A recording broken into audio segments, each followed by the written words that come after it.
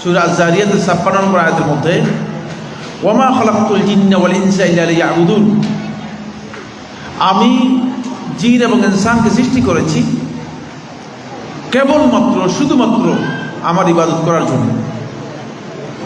আল্লাহ সুবহানাহু ওয়া তাআলার ইবাদতই হচ্ছে মূলত আল্লাহ রাব্বুল আলামিনের বান্দাদের জন্য করণীয় কাজ।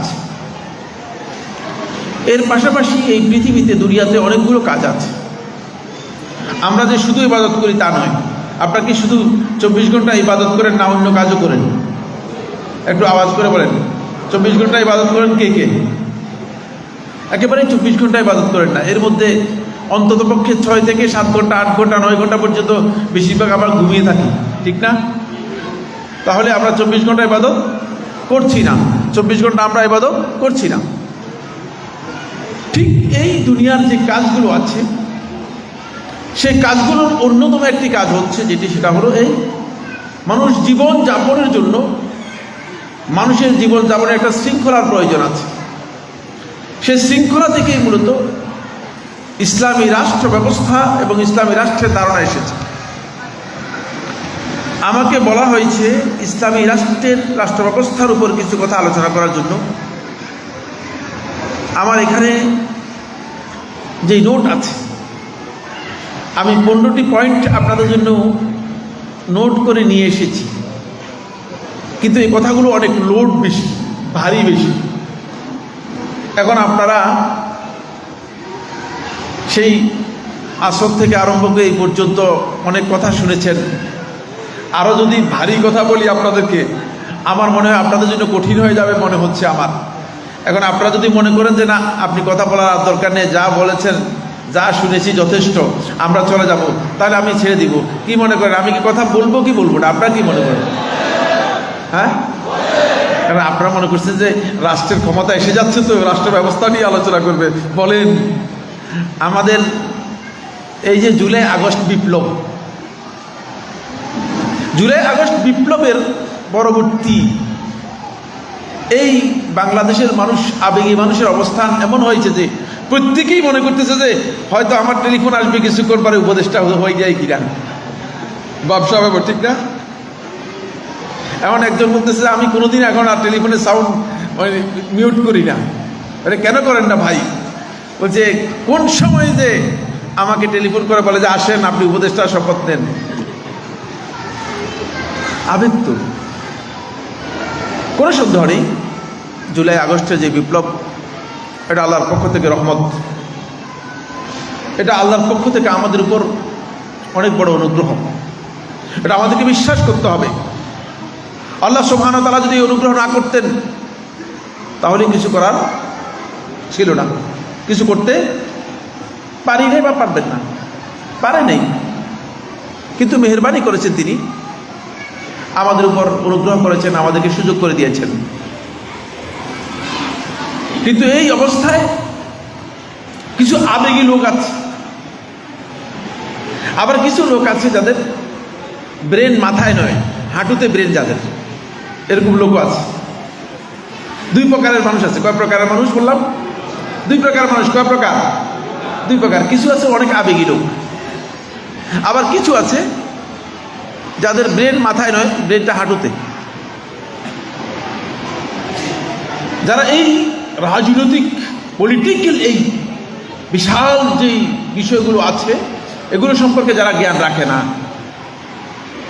তারা ঠিক রাত্রে স্বাভাবিক নিয়ম অনুযায়ী কথা ছিল সাদা কালো স্বপ্ন দেখবে, এখন রঙিন স্বপ্ন দেখতেছে। এটা আরেকটা গলদ। এই রঙিন স্বপ্নে কিছুই আসবে না।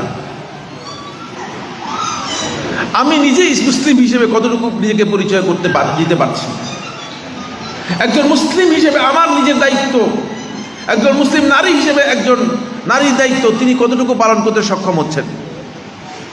তিনি যে আমরা যে এত স্বপ্ন দেখতেছি, কি স্বপ্নে দেখতেছি?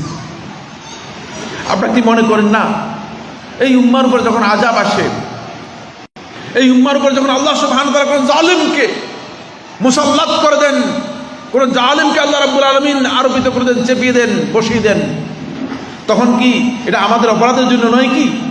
কি বলেন? আমাদের অপরাধের জন্যই। এটা অন্যদের অপরাধের জন্য নয়। এটা যারা বুঝতে পারেন নাই তারা ভুল বুঝেছেন। সুতরাং আমাদের কিছু সংশোধনের বিষয়ও আছে। এগুলো আপনাদের লোড নিতে হবে। এখন কথাগুলো যেগুলো বলবো এগুলো খুবই ইম্পর্টেন্ট বিষয়, এবং প্রত্যেকটি কথাই আমি আজকে স্পষ্ট করে বলে দিব। প্রত্যেকটি কথাই এগুলো আজকের যে রাত্রের মধ্যে যেভাবে বলছি, সকালবেলায় সূর্য উদিত হলে যেভাবে এভাবে হয়তো দেখতে পাবেন। কারণ হচ্ছে এগুলো ইসলামের মৌলিক চিন্তাধারা থেকে যে কথাগুলো এসেছে সেগুলো। এই জন্য আমার বন্ধুগণ, অসতর্ক ব্যক্তি, অসচেতন ব্যক্তি যারা আসলে জ্ঞানের যে চর্চা করার কথা ছিল সেই জ্ঞানের চর্চা করে না, তারা বেশি আবেগতাড়িত হওয়ার কারণে রাস্তায় বেশিক্ষণ দৌড়াতে পারে না। অল্প কিছু দূর গিয়েই কী হয়ে যায়, তার পথ চলা বন্ধ হয়ে যায়। আমরা যেন এমন না হই, আমাদেরকে সতর্কতা অবলম্বন করতে হবে। আসুন, ইসলামী রাষ্ট্রের মূল পরিচয় কি?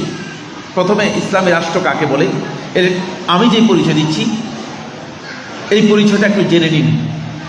ইসলামী রাষ্ট্রের পরিচয় হচ্ছে একটি কল্যাণমুখী, সেবামূলক, ইসলামী নির্দেশনায় পরিচালিত জাতীয় শৃঙ্খলা ও নিরাপত্তা বিধায়ক প্রতিষ্ঠান। এখানে যে শব্দগুলো বলেছি, 1 নম্বর হচ্ছে ইসলামী রাষ্ট্র হবে কল্যাণমুখী, সেবামূলক। আজকে রাষ্ট্রের থিমের মধ্যে সেবার কোনো নামগন্ধও নেই। রাষ্ট্র হচ্ছে জনগণ থেকে টাকা নিতে পারলে রাষ্ট্র নিজেরা কুক্ষিগত করার চেষ্টা করে, ঠিক কিনা? সেবামূলক রাষ্ট্রের চিন্তা নেই, কল্যাণমুখিতার চিন্তা নেই। ইসলামী নির্দেশনার উপর পরিচালিত হতে হবে। এখন ইসলামী নির্দেশনার উপর রাষ্ট্র পরিচালিত হচ্ছে কিনা? হচ্ছে। বরং রাষ্ট্রের যে দিক নির্দেশনাগুলো আছে, রাষ্ট্রের গঠনতন্ত্রের মধ্যে, রাষ্ট্রের সংবিধানের মধ্যেই ধর্মনিরপেক্ষতা, সমাজতন্ত্র, আরো হাবজাব কতগুলো বস্তাবজা মানুষের মানবরচিত মতবাদ যা আছে সবগুলো কি করা হয়েছে, ইনক্লুড করা হয়েছে। নাউজুবিল্লাহ। এটা ইসলামী রাষ্ট্রের সংজ্ঞা নয়, কিন্তু আমরা এখানে বসবাস করি, করতে হবে, আমাদের কোনো উপায় নেই। তার কারণ হচ্ছে আমরা নিজেদেরকে মুসলিম পরিচয় দিচ্ছি, কিন্তু ইসলামের জন্য আমার প্রচেষ্টা নেই। যে প্রচেষ্টা থাকা দরকার ইসলামের জন্য, যে প্রচেষ্টা নেই। এরপর আমি বলেছি এটা জাতীয় শৃঙ্খলা ও নিরাপত্তা বিধায়ক প্রতিষ্ঠান।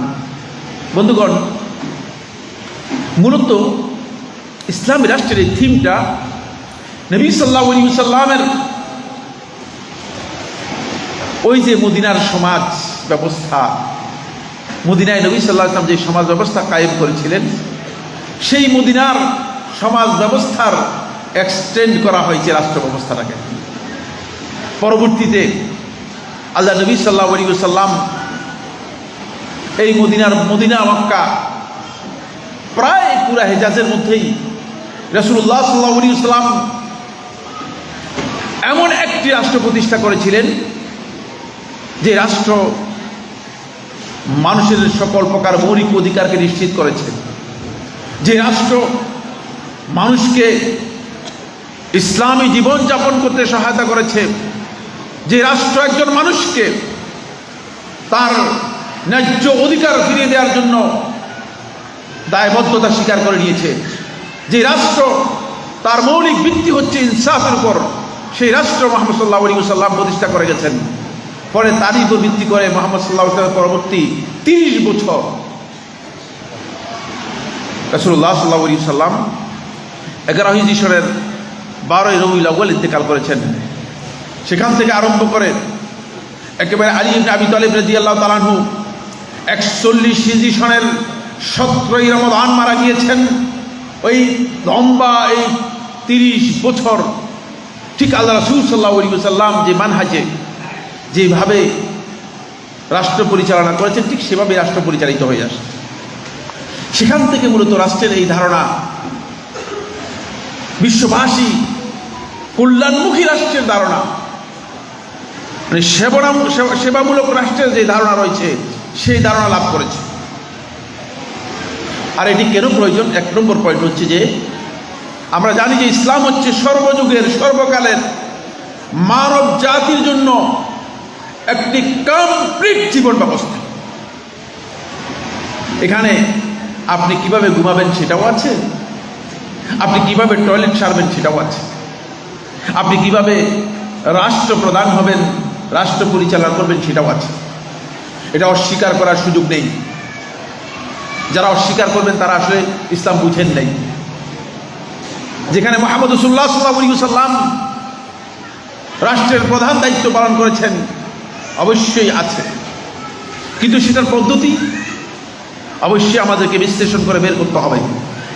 সেই তরিকা আমাদেরকে জানতে হবে। এই তরিকাগুলো মূল কথার মধ্যে আসবে। দ্বিতীয় নম্বর যে পয়েন্টটি আমাদের বন্ধুগণ, সেটা হচ্ছে এই রাষ্ট্রের, যেহেতু আমরা বলেছি ইসলাম হচ্ছে কমপ্লিট কোড অফ লাইফ, গোটা জীবনের জন্য একটা পরিপূর্ণ জীবন বিধান, জীবন ব্যবস্থা। এই জন্য এরই ভিত্তি করে, এই মূলনীতির উপর ভিত্তি করে ইসলাম মানব জীবনের যত কর্মকাণ্ড আছে এটাকে 2 ভাগে ভাগ করেছে। এটা ফকিহগণ ভাগ করেছেন এবং এই ভাগটাই যথার্থ। একটি হচ্ছে ইবাদত আর একটি হচ্ছে মুআমালাত। ইবাদতগুলো মানুষ একমাত্র আল্লাহর সন্তুষ্টির জন্য করবে, দুনিয়ার কোনো কিছুর জন্য নয়।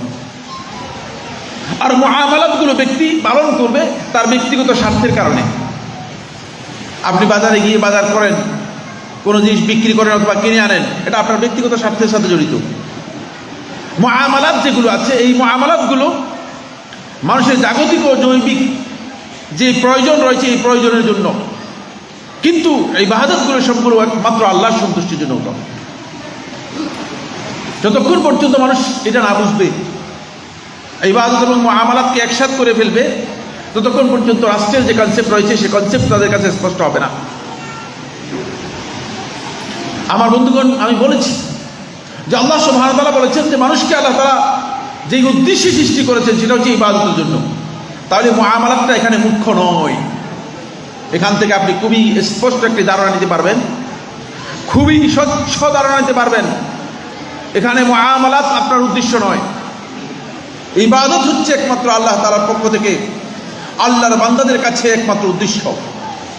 যদি মুআমালাত উদ্দেশ্য না হয় তাহলে মুআমালাত কি কারণে? মুআমালাতের কারণ হচ্ছে আপনার নিড, প্রয়োজন। অবশ্যই আপনাকে মুআমালাত করতে হবে। যেমন আমার আলুর প্রয়োজন, আমার চালের প্রয়োজন, আমার গোশতের প্রয়োজন, অবশ্যই আমাকে বাজার থেকে কিনতে হবে।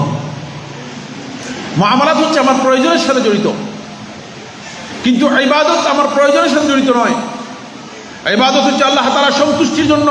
আল্লাহ রাব্বুল আলামিন আমাদেরকে বাউন্ড করেছেন, যদি বান্দা হতে হয়, যদি বান্দা থাকতে হয়, তাহলে আমার ইবাদত করতে হবে, তাহলে আমার ইবাদত করতে হবে। আর যদি ইবাদত না করেন বান্দা থাকবেন? আপনার কি বান্দা থাকবেন? কিন্তু মুআমালাতের ক্ষেত্রে যদি আপনি আলু না কিনে, যদি বাজার থেকে আপনাকে বাড়ি থেকে হয়তো আপনার ওয়াইফ বলে দিয়েছে আলু নিয়ে আসবেন, আলু না কিনে যদি পটল নিয়ে আসেন, তাহলে কি বাড়িতে আসলে মারবে? হ্যাঁ, মারবে না। বলতে না, আজকে আলু ভালো লাগে না, পটল নিয়ে আসছে। মুআমালাতটা হচ্ছে মুখ্য বিষয় নয়। মুআমালাত আপনার প্রয়োজনের সাথে জড়িত বিষয়।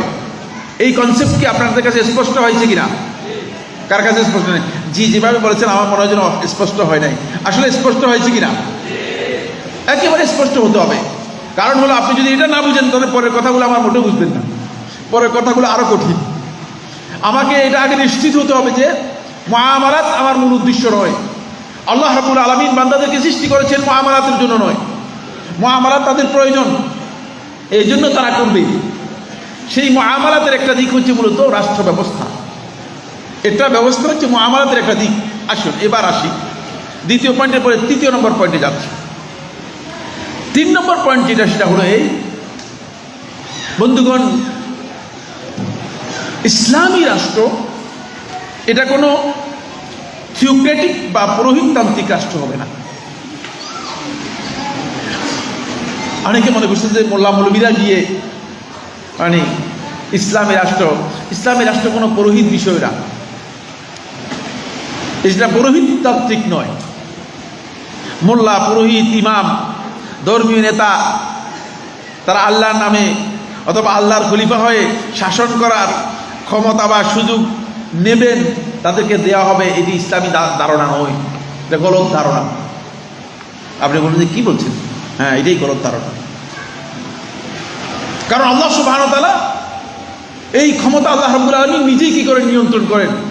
কুলিল্লাহুম্মা মালিকাল মুলক তুতিল মুলকা মান তাশা ওয়া তানজিউল মুলকা মিম্মান তাশা। আপনি যাকে চান মালিকানা দেন, যাকে চান তাকে রাজত্ব দেন, আর যাকে চান না তার কাছ থেকে ছিনিয়ে নেন। এটা আপনাকে বিশ্বাস করতে হবে। এখানে কি আপনাদের এই ব্যাপারে কোনো সন্দেহ আছে? কারো সংশয় আছে? খবরদার, তাহলে আপনি ভুল বুঝবেন, আপনি আল্লাহ সম্পর্কে আপনার ধারণা গলদ হয়ে যাবে। এই জায়গায় আপনাকে অবশ্যই থামতে হবে। যতক্ষণ পর্যন্ত আপনার ওই ক্ষমতার জন্য আল্লাহ তাআলা যেটা চান, আল্লাহ রাব্বুল আলামিন যে মার্কআপ করে দিয়েছেন, সেই মার্কআপ যতক্ষণ পর্যন্ত আপনি পূর্ণ করতে না পারবেন, আপনাকে আল্লাহ তাআলা ক্ষমতা দেবেন না। আল্লাহর উপর জোর করে, মানে আমরা বাংলাদেশের মানুষরা মিছিল করে আল্লাহকে বলে যে আল্লাহ ক্ষমতা দেন, ঠিক কিনা? বাংলাদেশ তো মিছিলের জাত। সেদিন আমাদের এক শেখ আসছেন রিয়াদ থেকে, এই 3 দিন বা 4 দিন আগে, তার সাথে বসলাম। বললেন তোমাদের এই জাতিতেও মিছিলের জাতি, কোথায় কোথায় মিছিল। মানে বের হলাম, দেখি যে এখানেও মিছিল, ওখানেও মিছিল, মিছিল ছাড়া কোনো জায়গায়। আমাদের অভ্যাস হয়ে গিয়েছে, আমাদের আবেগ বেশি, আমাদের রাজনৈতিক উস্কানি দিলেই আমরা মিছিলে বের হয়ে যাই। কিন্তু আমাদের বিবেক আমরা কম খাটাই। বিবেকটাকে, আমাদের বিবেককে খাটাতে হবে। বন্ধুগণ, এখানে আপনাকে খেয়াল রাখতে হবে যে আল্লাহ সুবহানাহু ওয়া তাআলা যাকে মনে করবেন তাকে আল্লাহ তাআলা ক্ষমতা দেবেন। আল্লাহ রাব্বুল আলামিনকে প্রশ্ন করার অধিকার কারো আছে? হ্যাঁ, প্রশ্ন করতে পারবেন? কোন অধিকার নেই। কিন্তু আপনি আল্লাহ তাআলার কাছে বলতে পারেন যে আল্লাহ, আপনি মেহেরবানি করে আমাদের উপর অনুগ্রহ করুন, আমাদের উপর এমন ব্যক্তিকে আপনি আমাদের ক্ষমতায় বসান যে আমাদের উপর জুলুম করবে না, যে আমাদের উপর দয়া করবে। এমন ব্যক্তিকে আমাদের উপর ক্ষমতা বসান যে আমাদের হক নষ্ট করবে না। আল্লাহুম্মা লা তুসাল্লিত আলাইনা মান লা ইয়াখাফুকা। হে আল্লাহ, আমাদের উপর এমন ব্যক্তিকে আপনি কর্তৃত্ব দেবেন না, এমন ব্যক্তিকে ক্ষমতা দেবেন না যে আপনাকে ভয় করে না। এগুলো আপনি বলতে পারবেন, এগুলো বলার আপনার অধিকার আছে, এগুলো আল্লাহ তার কাছে চাইতে পারেন। কিন্তু আল্লাহকে বাউন্ড করতে পারেন না, বাধ্য করতে পারেন না যে আল্লাহ এটাই দিবেন। একটা কনসেপ্ট এখানে কাজ করছে, সেটা হলো এই, অনেকে মনে করে থাকেন যে এটা মনে হচ্ছে থিওক্রেটিক, অর্থাৎ পুরোহিততন্ত্রের মতো। ফলে শিয়া রাফিজি সম্প্রদায়, তাদের ইসলামী ধারণা হচ্ছে এই, শিয়া রাফিজদের বিশ্বাসে ইসলামের রাষ্ট্র ব্যবস্থাকে রাজতান্ত্রিক ও পুরোহিততান্ত্রিক বলে দাবি করা হয়েছে। তারা বিশ্বাস করেন যে ইসলামের রাষ্ট্রীয় নেতৃত্ব বা রাষ্ট্র ক্ষমতা আলী রাদিয়াল্লাহু বংশধরদের মধ্যে হতে হবে। এটা হলো শিয়া রাফিজদের ধারণা। এটা শুনেন, খুব গুরুত্বপূর্ণ বিষয়। আর রাষ্ট্রীয় নেতা বা ইমাম আল্লাহর খলিফা হিসেবে বিশেষ জ্ঞান, ক্ষমতা ও অধিকার সংরক্ষণ করেন। ফলে রাষ্ট্রীয় বিষয়ে তার মতামতই চূড়ান্ত। তার অনুপস্থিতি বা অদৃশ্য থাকার অবস্থায় ফকিগণ তার প্রতিনিধিত্ব করবেন। এটা হলো শিয়াদের আকীদা। আমাদের আকীদার সাথে কোনো মিল নেই। আমরা মনে করে থাকি যে আল্লাহ রাব্বুল আলামিন আল্লাহর বান্দাদের মধ্য থেকে যে কোনো ব্যক্তিকেই আল্লাহ তাআলা পছন্দ করলে তাকে ক্ষমতা দিতে পারেন। আমরা এই জন্য আল্লাহ তাআলার কাছে দরখাস্ত করব।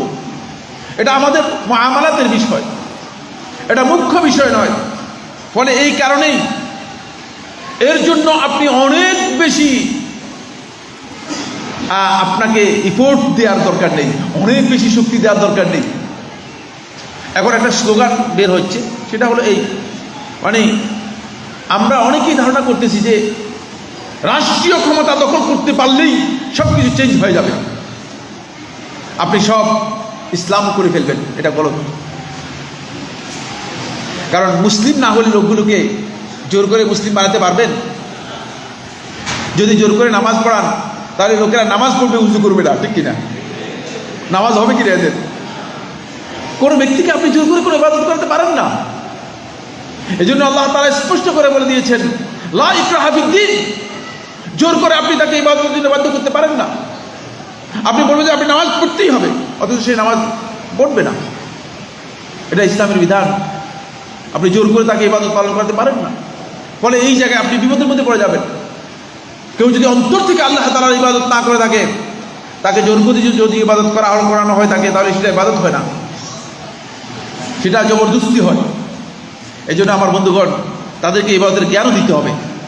আসুন 4 নম্বর যে পয়েন্টটি নিয়ে কথা বলবো সেটা হচ্ছে, রাসূলুল্লাহ সাল্লাল্লাহু আলাইহি ওয়াসাল্লাম যখন যেই সমাজের মধ্যে এসেছিলেন, সেই সমাজের রাষ্ট্র ব্যবস্থা 3টি মূলনীতির উপর প্রতিষ্ঠিত ছিল। কয়টি বললাম?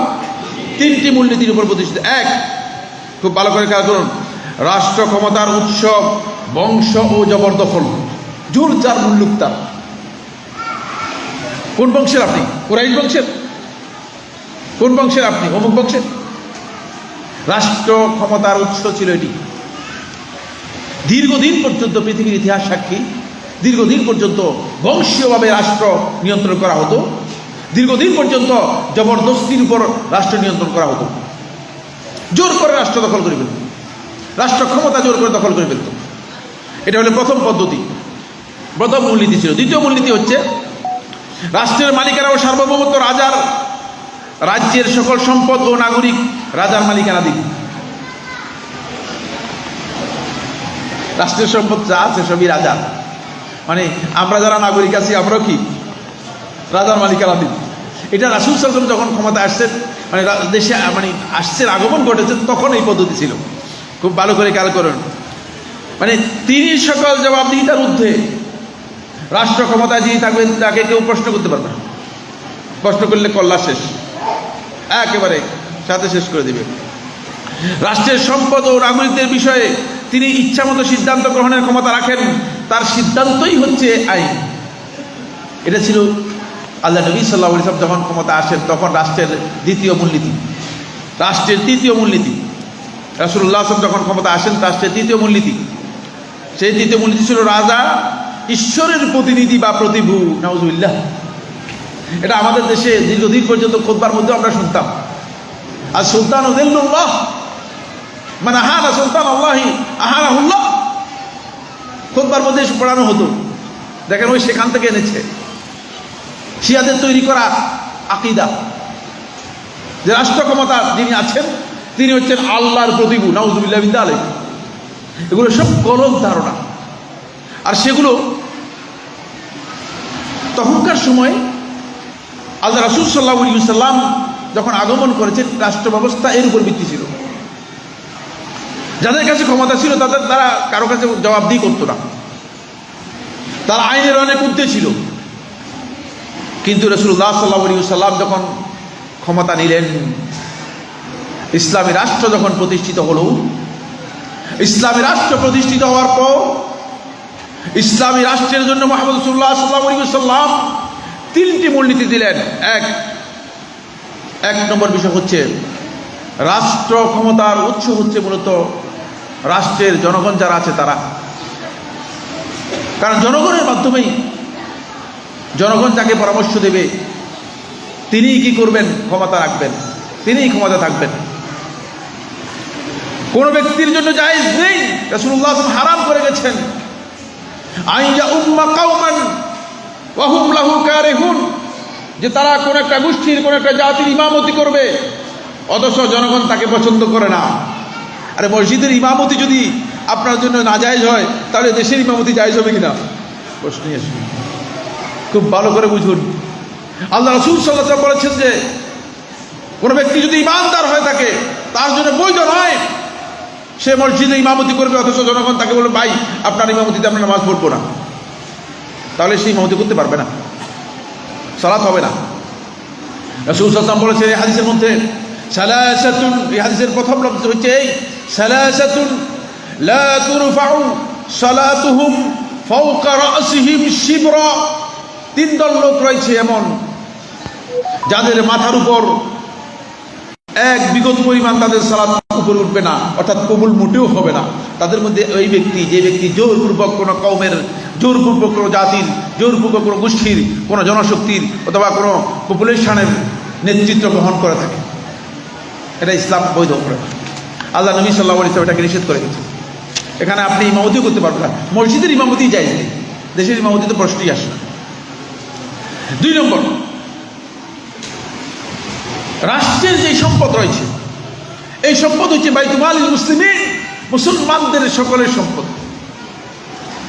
এটার নাম দিয়েছে রাসূলুল্লাহ সাল্লাল্লাহু আলাইহি ওয়াসাল্লাম বাইতুল মালিল মুসলিমিন, মুসলমানদের সম্পদ, মুসলমানদের সবার অধিকার এখানে আছে।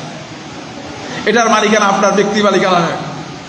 আপনি ক্ষমতায় আসছেন, আপনার মন মতো যা খুশি তা ব্যবহার করে ফেলবেন, যা খুশি তা খরচ করে ফেলবেন, যা খুশি তা নিয়ে যাবেন। ইসলাম এটাকে অনুমোদন দেয় না। ইসলামী রাষ্ট্রের মধ্যে এটি বৈধ নয়। তবে এখানে একটি প্রশ্ন আসবে, সেই প্রশ্নটি খুবই গুরুত্বপূর্ণ, ইম্পর্টেন্ট। সেটা হচ্ছে এই, এখানে মালিকানা বলতে মানুষের স্বাভাবিক মালিকানাকে বোঝানো হচ্ছে। সার্বভৌমত্ব যেটাকে বলা হয় তাকে সুভারেন্টি যেটাকে বলা হয় তাকে সার্বভৌমত্ব একমাত্র আল্লাহ তাআলার। কারণ এই পৃথিবীর যত জিনিস আছে সব কিছুর মালিক কে? সব কিছুর মালিক। এটা আমাদের বিশ্বাস করতে হবে। এটা ইসলামী রাষ্ট্রের মূলনীতির মধ্যে অন্যতম একটি মূলনীতি। সেটা হচ্ছে এই যে এই পৃথিবীর যত কিছু আছে সব কিছুর মালিক কে? আল্লাহ তাআলা। সুভারেন্টি, সার্বভৌমত্ব কার? আল্লাহ তাআলার। এরপরে মানুষ মালিক হবে বস্তুর মালিকানা। যেমন আপনি আপনার ঘরের মালিক না? তা আপনি কি বলবেন আমি ঘরের মালিক নই? হ্যাঁ, না, আপনি মালিক। কিন্তু মালিক যতটুকু আপনার মালিকানা, মালিক যতটুকু আপনাকে মালিকানা দিয়েছে ততটুকু মালিক, সেই মালিকানা অবশ্যই আপনাকে স্বীকার করতে হবে। তৃতীয় যে মূলনীতি রাসূলুল্লাহ সাল্লাল্লাহু আলাইহি ওয়াসাল্লাম দিয়ে গেছেন সেটা হলো এই, শাসকের কোনো অভ্রান্ততা বা পবিত্রতা নেই। যিনি শাসক হবেন, যিনি রাষ্ট্রপ্রধান হবেন, তিনি পূত পবিত্র হবেন, তিনি আল্লাহর প্রতিভূ হবেন, এটা নেই। কারণ শাসকের ভুল হতে পারে, শাসক তার কোনো ভুল হয়ে যেতে পারে, গলত হতে পারে। সুতরাং শাসকের জন্য এই কাদাসত, পুরোহিতদের জন্য যেমন কাদাসত সাব্যস্ত করেছে পাদ্রী যারা আছে তাদের জন্য, খ্রিস্টানরা, শিয়ারা তাদের ইমামদের জন্য কাদাসত সাব্যস্ত করেছে। তারা বলেছে যে তাদের ইমামরা মাসুম, একেবারেই নিষ্পাপ, নাউযুবিল্লাহি মিন যালিক। এইভাবে রাষ্ট্রপ্রধান যিনি হবেন তার জন্য এটা সাব্যস্ত হবে না। কারণ রাষ্ট্রপ্রধানের ভুল হতে পারে, তার ত্রুটি বিচ্যুতি হতেই পারে। এই তিনটি মূলনীতির উপর মূলত ইসলামী রাষ্ট্র প্রতিষ্ঠিত হবে। এবং আপনাকে এখানে খেয়াল রাখতে হবে যে ইসলামী রাষ্ট্রে যিনি প্রধান হবেন তিনি নিষ্কলুষ হওয়ার কোনো সুযোগ নেই। হতে পারে যে তিনি ভুল করতে পারেন। আসেন, এরপরে যে পয়েন্টটি আমি আলোচনা করব সেটা হচ্ছে, একটি গলত ধারণা আমাদের মধ্যে প্রচলিত আছে। সেটা হলো ইসলামের দ্বিতীয় শাসক মানে এরা হচ্ছে আল্লাহর খলিফা। এই যে বক্তব্য, এই বক্তব্য মোটেও শুদ্ধ নয়। মানুষ আল্লাহ রাব্বুল আলামিনের পক্ষ থেকে নিযুক্ত, দায়িত্বপ্রাপ্ত। খলিফা বলতে আল্লাহ তাআলা তাদেরকে খলিফা হিসেবে কি করেছেন? সৃষ্টি করেছেন। কিন্তু মানুষ আল্লাহর খলিফা মানে আল্লাহ তাআলার স্থলাভিষিক্ত হয়েছেন, এই ধারণা ইসলামী ধারণা নয়, এটা নিষিদ্ধ। হাফেজ ইমাম আবু ইয়ালা আল-মৌসিলি রাহিমাহুল্লাহ তাআলা আল হাকামুস সুলতানিয়াতে বিষয়ে বিস্তারিত আলোচনা করেছেন। শাইখুল ইসলাম ইবনে তাইমিয়া রাহমাতুল্লাহি আলাইহি তার আসিয়াসা শরিয়ার মধ্যে বিষয়ে বিস্তারিত আলোচনা করেছেন। বিশুদ্ধ বক্তব্য হচ্ছে মানুষ আল্লাহর পক্ষ থেকে নিয়োগপ্রাপ্ত, মনোনীত, আল্লাহর পক্ষ থেকে দায়িত্বপ্রাপ্ত।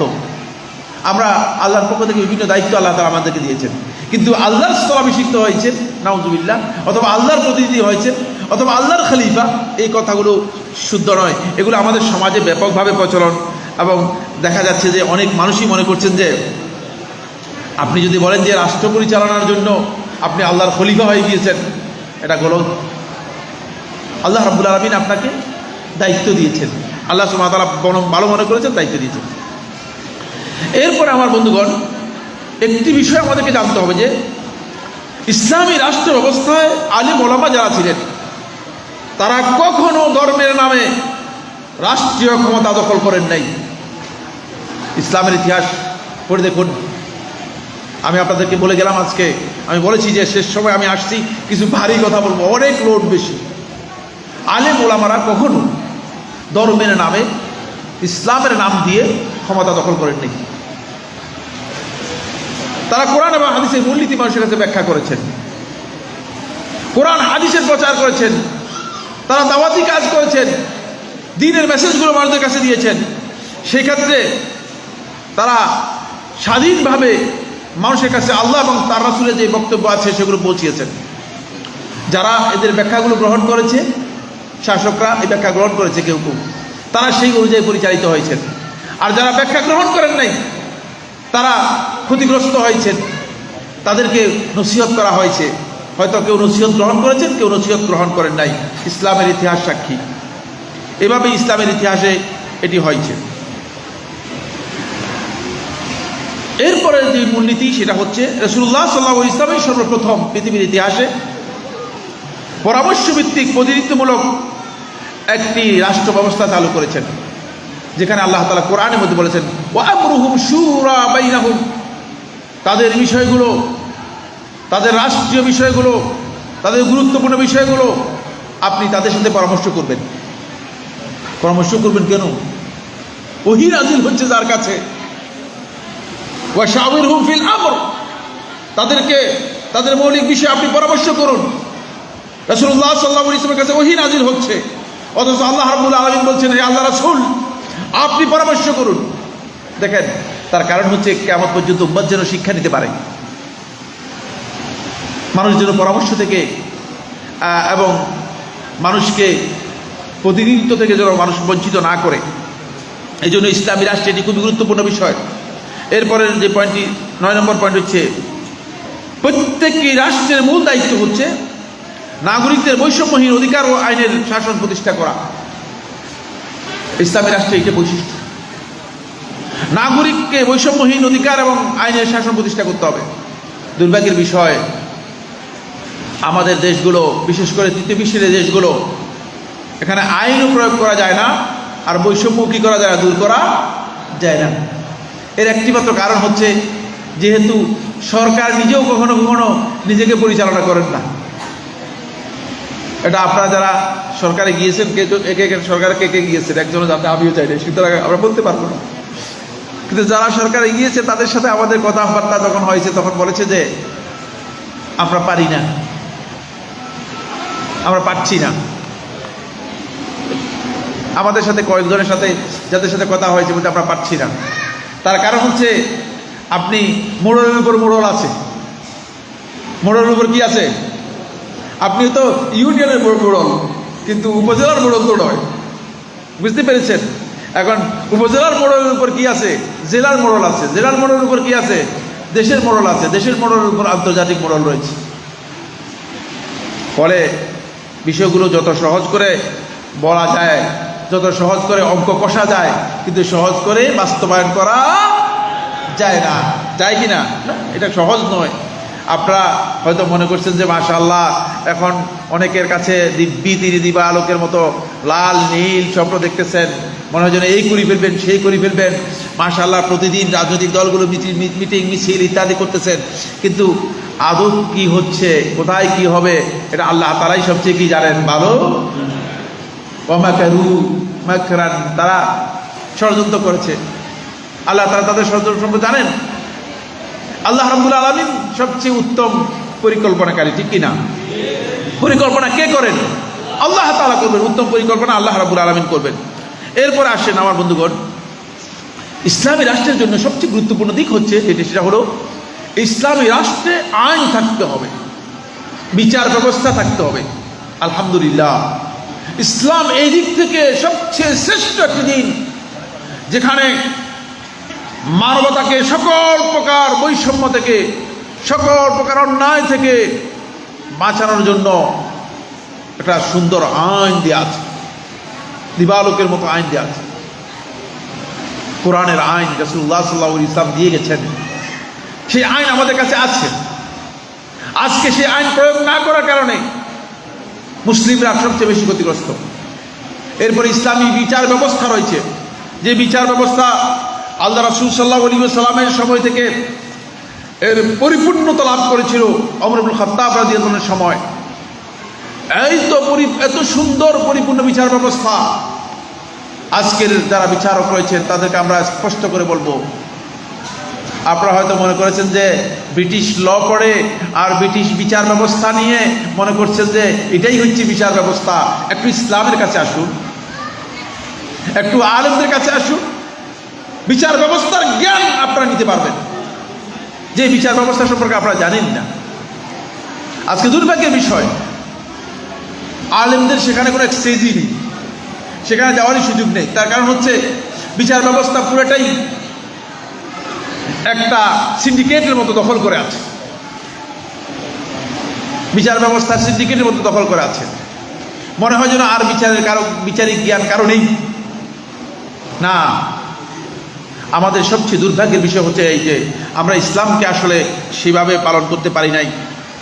আমার বন্ধুগণ, আল্লাহ সুবহানাহু ওয়া তাআলা কোরআনে কারীমের সূরা আন-নূরের ৫৫ নম্বর আয়াতের মধ্যে ইসলামী রাষ্ট্রের মূল কথাগুলো বলে দিয়েছেন। ইসলামী রাষ্ট্রের মূল বিষয়গুলো আল্লাহ তাআলা দিয়েছেন। সূরা আন-নূরের ৫৫ নম্বর আয়াতের মধ্যে আল্লাহ তাআলা বলেন, ওয়াল্লাহু লাযিনা আমানু মিনকুম, আল্লাহ রাব্বুল আলামিন তোমাদের মধ্যে যারা ঈমানদার, ঈমান এনেছে তাদেরকে ওয়াদা করেছেন